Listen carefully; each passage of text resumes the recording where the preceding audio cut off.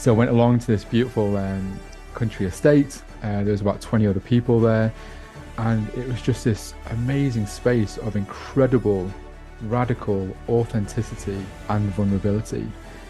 People going for a multitude of reasons, relationship problems, work, questioning purpose in life, like I was at the time, and just being held.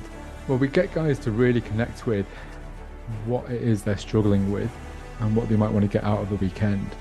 So our core tenets are safety, confidentiality, and respect throughout the course of the weekend. And that's for people who are in our spaces and outside of our spaces. So how we speak about ourselves and how we speak about others. And then 3 other pillars of what we do is community, brotherhood, and mature masculinity. Whether it's isolation and loneliness, struggling in a relationship, questioning where they are in life currently, something feels off, but they're not sure what it is. They might be having this depression or anxiety or fear, and they can't even put a name to it. They can't logic it out. They can't reasonably explain what is going on to make them feel this way. Hi, my name's Andrew Payne and welcome to Men on Show. And I'm delighted to welcome our guest today, Christian Chalfont, founder of Men's Retreats UK, offering men a safe space to explore who they are, where they're at, the challenges they're facing, a safe and open space. I really want to get into men's retreats, like what happens, what are men saying at the moment. This to me is really interesting. So I'm really looking forward to getting stuck into this stuff. But Christian, first of all, welcome to the show. Thanks for having me. No, it's great to have you here. And the question I always ask guests is, well, kind of growing up, what stands out to you from your memories as being sort of a young man and growing up? Is there anything you found particularly difficult or anything that you found particularly great? Yeah, sure. I suppose the first thing that really sticks out in my mind is the family that I grew up in.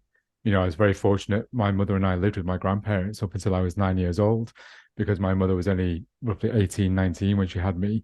So she was going out to work, and my grandparents, I should say, had a big hand in raising me. So I had a really beautiful family, very secure, very loving and caring and nurturing. But then when I moved out, roughly at the age of 10, went to high school, that's when things became quite difficult for me with bullying. Bullying, okay.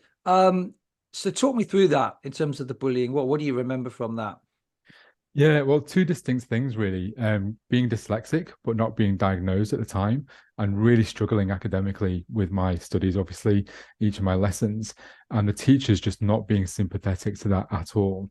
One teacher really stands out with how they would utterly rip into me, just because I found my studies and writing so difficult.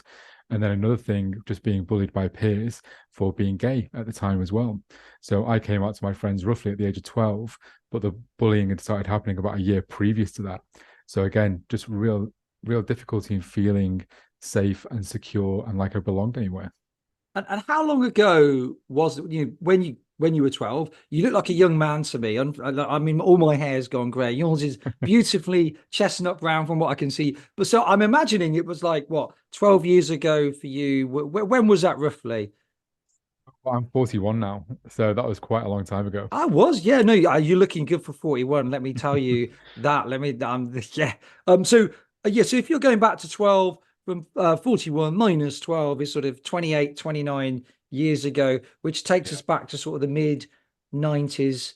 Um, and I suppose when you think back from what I recall to the mid 90s, kind of ladette culture. I remember as a young man, sort of I was in my 20s then, all the FHM and loaded magazines and a culture that wasn't helpful. Do you think in terms of being dyslexic today or in terms of coming out today at that age, do you think things have changed for people in that situation?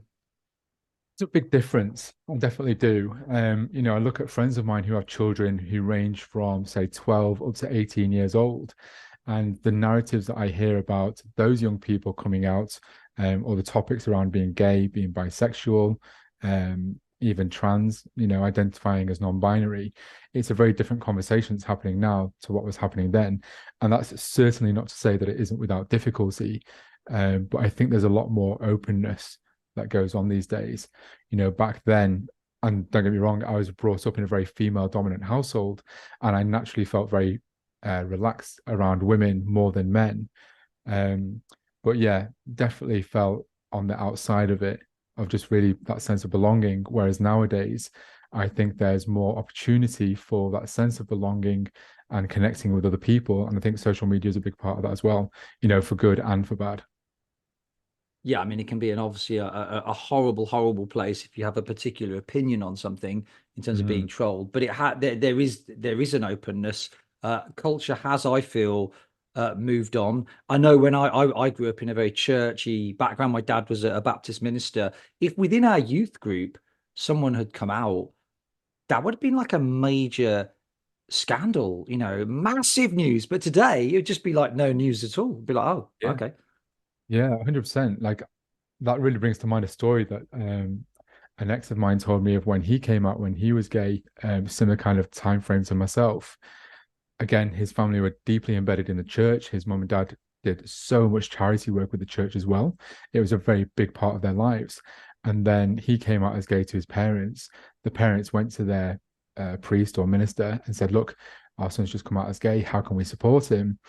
And the priest said, "Yeah, you have to denounce him. You have to, reject Wow. him from your family, or he either converts, um, tries to suppress that side of himself." And they were like, "Are you joking?" And he said, "No, that's what you need to do." And then they completely cut the church out of their lives. They said, "No, we're not treating our child like that." And they stepped away from church and religion. Yeah. Thankfully, they had that strong sense of loyalty and love and care for their son. But there's so many stories out there that are completely the opposite. Yeah, and I'd like to think again that things have come on since then. There's been a lot. The church has had to move as culturally we have shifted.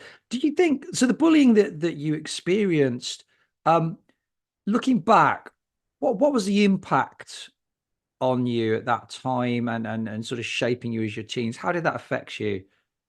Yeah, definitely. For me in particular, it was this sense that there was something fundamentally wrong with who I was as a human being, that there was something so abhorrent or just wrong or broken that I just did not belong anywhere. I was getting this message from my peers that I didn't belong because I was gay. I was getting the message from my teachers that I didn't belong because I was stupid, I wasn't intelligent, I wasn't academic. And then when I started going out into the gay village in like my mid-teens, I then wasn't allowed into gay clubs or gay bars because I was told I was straight. Like, "Oh no, sorry, mate, we don't let straight guys in here."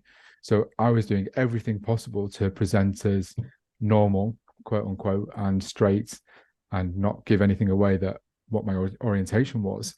But again, even in the gay village, I then wasn't accepted or wasn't allowed into those spaces. So a real sense of not belonging anywhere. And do you think that's what gave rise to your I mean your therapist now, among other things? You as I mentioned, when we've sort of discussed things in the part in emails over the last sort of few weeks, your qualifications very much counseling orientated. Is so was it Do you think that bullying has created that desire to become a counselor, perhaps given you a real understanding and passion for that? Or is there something else that was sort of prompted you to go into counseling as a profession? Yeah, sure. I'd say those early years of the bullying from the teachers and the peers definitely impacted my sense of self and my identity. So I think for the majority of my life, I've had a low self-worth, um, quite a lot of anxiety, which I didn't recognize until I trained to become a counselor, and a lot of imposter syndrome and self-doubt as well. Um, back in roughly 2018, I was really questioning my purpose in life and any meaning that I had. And that's not to say that I was suicidal, but I just really didn't understand if I was of value, to my Yeah. friends, my family, society. And I was just questioning everything. It was a real challenging time in my life. So I took 8 months out of work, and a friend who'd qualified as a counselor about 6 years previous to me, um, I'd been trying to convince me to look into counseling as a profession. And I turned him down for about 2 years, saying, "I don't think I could do that, mate. I'm pretty sure I take on other people's issues too much. I'm quite a sensitive person, I'm quite empathic. And I didn't think I'd be able to do it." But tentatively, I started looking into it. and absolutely fell in love with it. And I think it's helped part of my own process to understand my own life experiences, my traumas, my successes, my highs, my lows, really looking at every single relationship I've ever had. And that has been such a healing part of my journey. But part of the counseling training I did, you have to do a placement. So I was placed with one charity, which is an addiction recovery support service, and then a second charity called Mentel. And that's a men's charity that runs free weekly peer-to-peer support groups for men. And I volunteered with the second one for about 3 years. And some of the men that I met there, I've just formed the most unbelievable friendships with. And through those friendships, they've introduced me to more men. And that's what's developed this real sense of community and brotherhood, which has led into the retreat work. Amazing. And we'll talk about the retreat work in a minute. I absolutely want to get into that. But I was looking at various data around the gender breakdown within sort of the counselling profession. And it varies from country to country, of course. But it would appear, sort of as a rule of thumb, that roughly 70 to 75% of counsellors, therapists are female, 20 to 25% are men, depending on when the study was and where it was. Why do you think there's such disparity within that profession? Yeah, I think it's the stereotype of what is a counselor and what is a therapist. I think and it still very much is a female dominant profession. But it's those qualities of nurturing, empathy, and caring. They're seen as quite feminine qualities, aren't they? I think it takes quite a lot for probably a guy to recognize what journey he's on and if that profession is something that he wants to do. But I also think there's a stigma potentially around it too. How many men feel comfortable talking about their emotions, witnessing another person's emotions, holding somebody. As men and as in society generally, if somebody comes to us with a problem, generally we want to offer solutions, problem solve, fix them, or if we don't know how to handle what somebody's telling us, we just interject with banter to try and diffuse the situation because we feel uncomfortable. Yeah, I mean, I'm processing out loud here, and usually when I process out loud, I end up talking absolute garbage and put my foot in it and say something utterly nonsensical. But I wonder whether, in terms of counselling as a profession for young men, if you think that teenage guys, 17, 18, their brains aren't fully developed yet. That doesn't happen till mid-20s for guys and women the same. So there's a lack of maturity for men in their late teens. There's something like 25 times more testosterone in their system than the equivalent age women, young ladies. So you've got that maturity, the testosterone, societal pressures. I wonder whether at that kind of key formative time, when you think about, well, what job will I do? It just doesn't sound very cool as a 17, 18-year-old. But then perhaps when we mature later into our 20s, it feels more palatable. It feels more exciting as we mature. Maybe there's a maturity thing there that makes us think, the link with stigma that makes it appear like not a really appealing job for young guys, particularly young immature guys, which they will be till their mid-20s. Yeah, absolutely. And I think that's very true. The level of maturity that you have and what stage in your life you're at and your own personal journey is really reflective of when you'd actually start looking at this as a profession and as a career for yourself. If you're looking at university, somebody might go and do a psychology degree, but they might not necessarily go into do counseling, because again, just how that's perceived, how much money they could earn, if there's a social status to what that title or degree level status would give them. But lived experience is something that these governing bodies absolutely look for when you're becoming a counsellor. And most of the people, when I was studying myself, were between the ages of, say, 35 and maybe 60. Yeah. So talk me through men's retreats UK. And obviously we'll get the link for that at the end for any guys that are like, sounds really cool. I really should check into that. But first of all, why did you start it? Where did the idea come from to do those retreats? Sure. Well, at the time, I met a gentleman called Andy, who was back then the CEO of the charity Mentel. And he became quite a fast friend. And he was telling me about a retreat that he was going on. And the space opened up and he said, "Oh, do you want to come along to this?" And I was like, yeah, let's give it a go. I've never been on anything like that before. So I went along to this beautiful country estate. There was about 20 other people there. And it was just this amazing space of incredible, radical authenticity and vulnerability. People going for a multitude of reasons, relationship problems, work, questioning purpose in life, like I was at the time, and just being held, and witnessed and given space and permission to express what was really going on for them, what they were struggling with, and that just being met with such a level of mature masculinity that I find it astounding. I'd never been in a space like that or witnessed by men or held by men in that way in my life before. And it was just overwhelming. I must have cried at least 5 or 6 times throughout the course of that weekend. Other men did the same. And just the whole experience was otherworldly. I know it might sound odd to say it like that, but it was.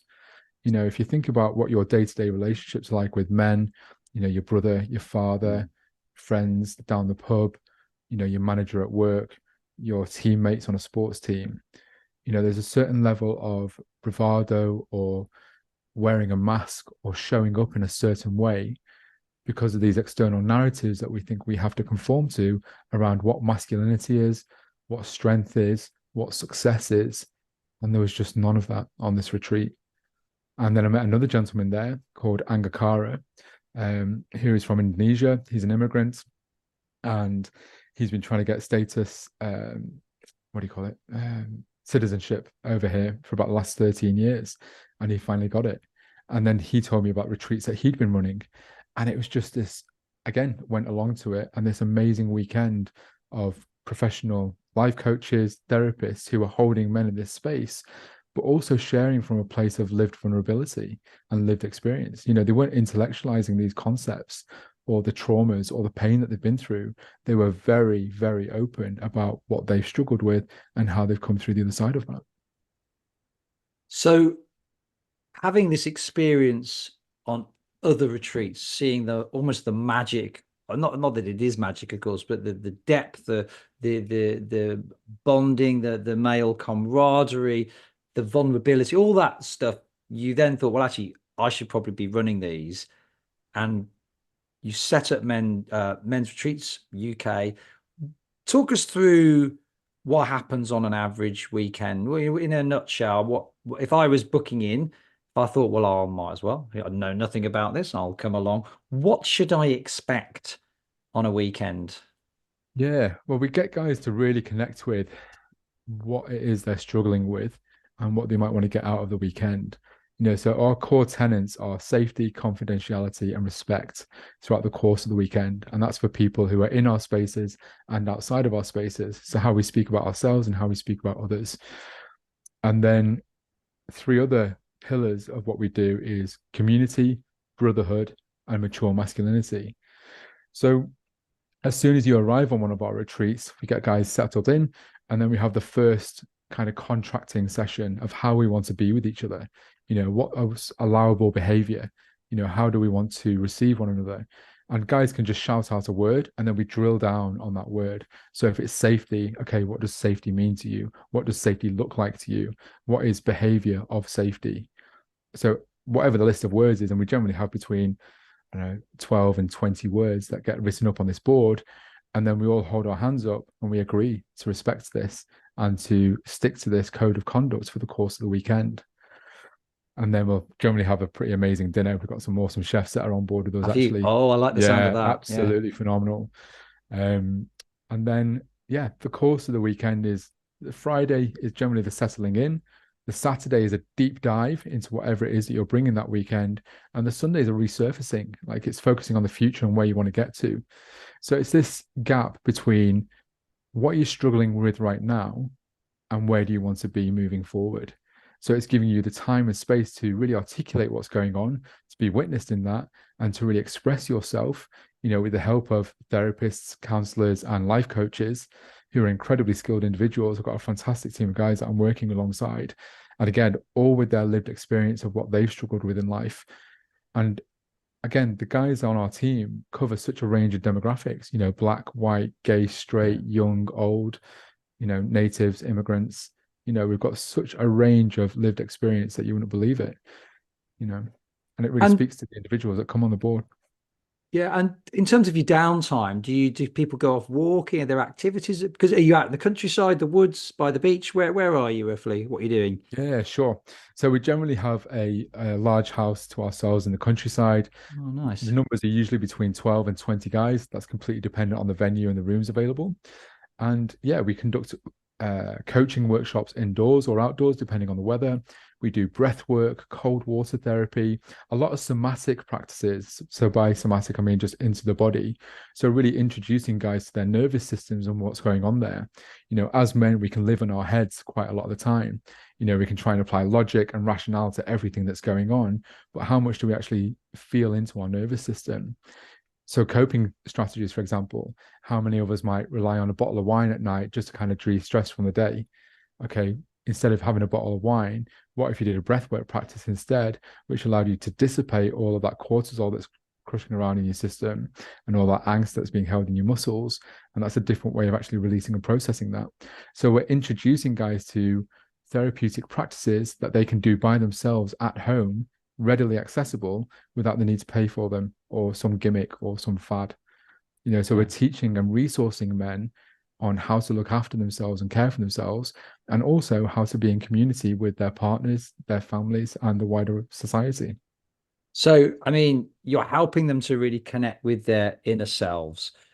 You're creating that kind of male bonding, and you're equipping them so beyond the weekend, they've actually got some stuff they could use as they go back to their normal life, which I like the Yeah. sound. I like the sound of that. That sounds really good. And the men that come, I mean, you've mentioned they come from all walks of life. What you did say earlier, with you mentioned, they really kind of connect with whatever problem they're struggling with. Do all the guys that come on your weekend have something that they're struggling with that's prompted them to book on? Would you ever get guys coming on that are just like, well, I'm fine. I just thought I'd come along for a bit of a laugh, make some friends. Is there usually a trigger that has pulled a guy onto your weekend? Usually there's a trigger, Yeah. whether it's isolation and loneliness, struggling in their relationship, questioning where they are in life currently. Something feels off, but they're not sure what it is. They might be having this depression or anxiety or fear, and they can't even put a name to it. They can't logic it out. They can't reasonably explain what is going on to make them feel this way. And again, other men who just feel so lonely, they don't feel like they've got any friends whatsoever. And on the outside, they look like they've got absolutely everything. They've got a fantastic job, they earn an amazing wage, they've got a beautiful family, but on the inside, they're just so incredibly Yeah. alone. And what we forget often about some of the loneliness statistics, I think something like 3.4 million people in the UK say they're very lonely or extremely lonely. Yeah. But what surprised me about some of the data around loneliness is that one of the most at risk groups, I would have always thought, well, probably when you're in your 80s, your 90s, and you sort of the TV becomes your companion if you don't live near your grandkids or you don't have any grandkids. But the age bracket of the 20s appears to be the age group most at risk. Now, that really surprised me in terms of loneliness data. What what do you think men are saying though on your retreats about being a man? Do you find there are any recurring themes or challenges that they're facing because they're male? Yeah.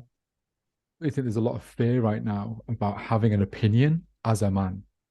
If you think Interesting. about the perception of men being the top of the food chain, they've got everything. If you compare it to women, if you can compare it to um, LGBT society, if you compare it to, people who are disabled, men are just kind of, what's the word? Villainized for being who they are. It's like, oh, you're a man. You shouldn't have any problems. You're the top of the food chain. What have you got to complain about? And yet at the same time, the pressures on men to look and have a certain type of body, to have a certain type of success, to be the provider for their families, to be a good son and look after their parents, to be this financially stable individual that's looking after everybody else around them, but not really considering themselves. If you think about the Titanic, it's women and children first. Fuck the men. Yeah. You know, Yeah. that we might laugh at that, but it's like, wow, that's quite a big thing. You look at the amount of men in the armed forces, 76% of suicides are men, 85% of homelessness is men, 40% of domestic abuse victims are male. These are big statistics, and they're not talked about. Or if they are talked about, they're talked about in comparison to women or other demographics, and therefore it's minimized. Yeah. And I think also with things like, I saw a post yesterday on LinkedIn, some big speaker who shall remain nameless, on allyship. And the whole post about allyship is men needing to be allies for women and their challenges. And that's how allyship is portrayed. But allyship surely is where, as a group of people, you stand shoulder to shoulder with another group of people. Actually, men and women should be allies for each other's. But I think some of these phrases are sort of grabbed and used for this kind of ongoing view that men are, like you say, apex predators, top of the food chain. I think some of the data, though, shows as well that the ultra elites may be at the top of the food chain, but the majority of men are not in that small handful of ultra elites. It's a very small group of men. Actually, the majority of men do have issues, are struggling. And other data shows that 15% of men in their 30s still live at home with their parents, but only 5% of women do in the UK, which would suggest that the picture perhaps is more mixed, but somewhat skewed by those ultra elites that have so much wealth. But saying that, men are afraid. I would agree. I picked that up talking to men in men's forums, that they are nervous of speaking their mind because they don't want to be cancelled, they don't want to be fired, they don't want to be trolled. And that is an issue. We can't, surely it becomes very ironic that within diversity and inclusion, we've created this space where a large group of people is afraid of being honest. That seems very ironic. Yeah, it does. And I think that's really fair mongering as well. You talk about how men are portrayed in the media, and the people that are like the top 1% of 1%, who are super rich and controlling the narrative, or they have all the money and the wealth of the country. It's like, that's not the majority of men. That's this really pinpoint accuracy of like some men, and that's not what general society is. The struggles of the average man day to day are absolutely massive. Yeah, and you go to a council state in one of the top postcodes of deprivation, and you say to those white men, "You are privileged as white men living on this council estate." I mean, that seems a bit rich, excuse the pun, to me. They certainly won't see that privilege. So you're saying you feel there's a fear of being open and honest in terms of the way that culture has evolved, and we maybe need to think about the way men are portrayed in the media, the way that we're open to debate. I'm not sure we're so great at that. That's one of the downsides of social media. I think debates become more polarized. Are there any other challenges that you really see as a ongoing trend that men are saying, this is difficult because I am a man? Yeah, I think that wider sense of connection with people around them. If we take one example of a man in his mid to late 30s going through a separation from his partner and children and having to leave the family home, all of a sudden, if you think of a man who's got together with the partner, he might have let some of his own friendships drop, adopted the friendships that his wife has, and as soon as he leaves his partner or that relationship breaks down, all of a sudden you've got a guy who has to leave the family home. He's not got any friends around him. He's still having to pay to look after his wife and kids in that house. Then he's got to pay to put himself in a different living situation. And all of a sudden he's got nobody else around him. That is such a common story that I hear either in a counseling perspective or in the men's groups that I run or on the retreats. So all of a sudden, again, you've got this person who's incredibly isolated. There's some real themes there around coping mechanisms as well. I work a lot with addiction and addictive behaviors in the counseling work that I do. And again, these coping strategies, because guys don't feel that they have connection to other people around them. You said some statistics before. Another one is that 1 in 5 men in the UK say that they don't have a close friend. That's devastating.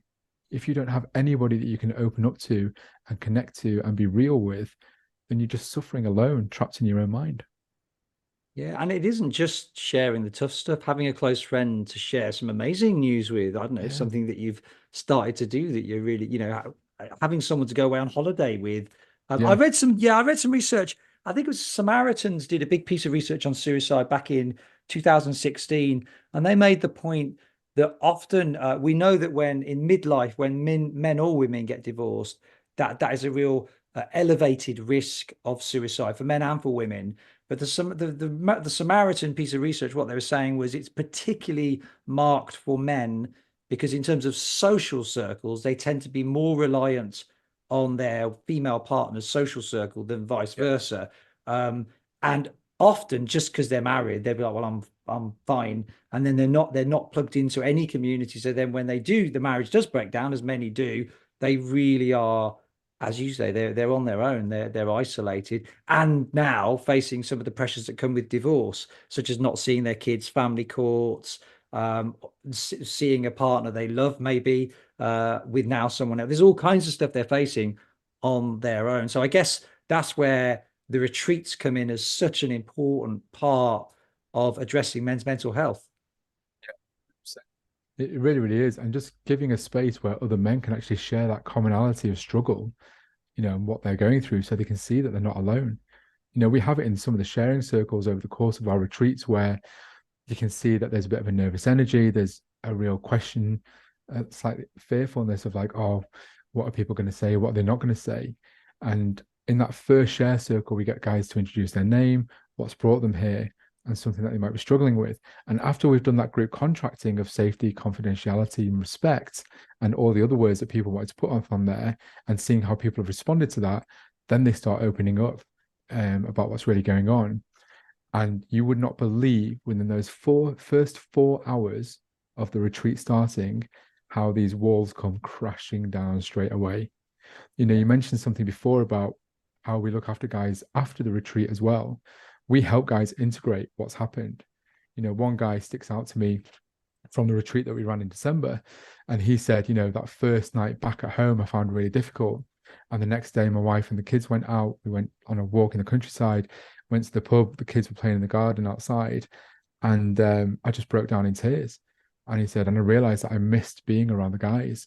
And my wife asked me what was wrong, and I said, yeah, I've never been in a space with men like that before, and I miss them. Like, I don't know what I'm going to do.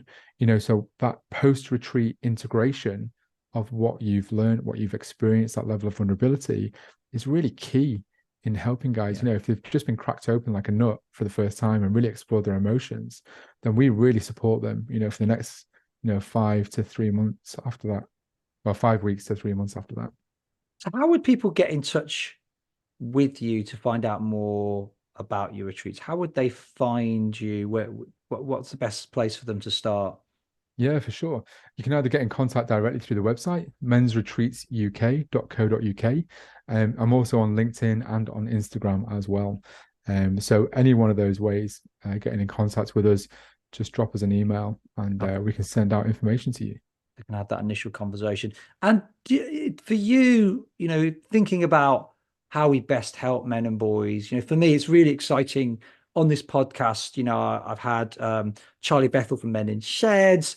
I've had Mike Nicholson from Progressive Masculinity. They do loads of amazing work in schools, as do Lads Need Dads, doing incredible work, as does Ben Mason's Grieving Pint in pubs in Bristol. I mean, the list just could go on and on. Men's talking groups, men's pie club. We've had Scott Johnson from Proper Blokes Club, the walking groups in London. And it's exciting to see this vast array of kind of men's groups and initiatives popping up. Now you, Christian, with Men's Retreats UK, have not spoken to someone doing retreats before. So it's great to see all these different things happening. And that's a great start. Beyond those men's communities, how do we best help men and boys to be the best version of themselves? What practically can we do? Anybody listening to this podcast thinking, well, I've got a real heart for men, the men in my life, I want to do more. How do we help men and boys? Yeah, I think it feeds into this narrative like men don't talk. And I don't think that's the case at all. I think it's that we don't know how to listen. So I think a really simple solution is we just need to get better at listening. We don't have to have a solution. We don't have to have the answers with what somebody's struggling with. It's enough for us simply to be present, to be curious, and to want to listen. That's more often than not what we need. I think as men in society, if we think about young boys in schools, in high school, college, university, I think there's a lack of male role models. And I think Yeah. that comes from a fear of being vulnerable with younger people and being honest that we don't have all the fucking answers. Yeah. I was probably about 23 by the time I realized that there's no difference between a child and an adult. No one Yeah. has a fucking clue what's going on. Yeah. Everyone's just trying to figure themselves out. We're all just doing the best that we can with what we have. And I think we need to be honest with children about that. It's like we need to differentiate between what's a fact, what's science, what's an opinion, what's a concept, what's an idea. You know, in schools, we present things as fact all the time. And I think we're so fearful of having honest conversations, like sex education, for example. How honest are we being with our children about sex? About intimacy, about love, about connection, about Yeah. being rejected, about receiving the word no without internalizing that and thinking that there's something fundamentally wrong with us. We Yeah. don't have any of these real conversations. And I think it starts from a place of, as adults, us modeling vulnerability and appropriate behavior. And that's creating a safe environment then for them to respond in kind and to ask us the messy, taboo, uncomfortable, awkward conversations. We need Yeah. to be real about our own lives, our own struggles, our own first experiences of sex and intimacy. We're all human.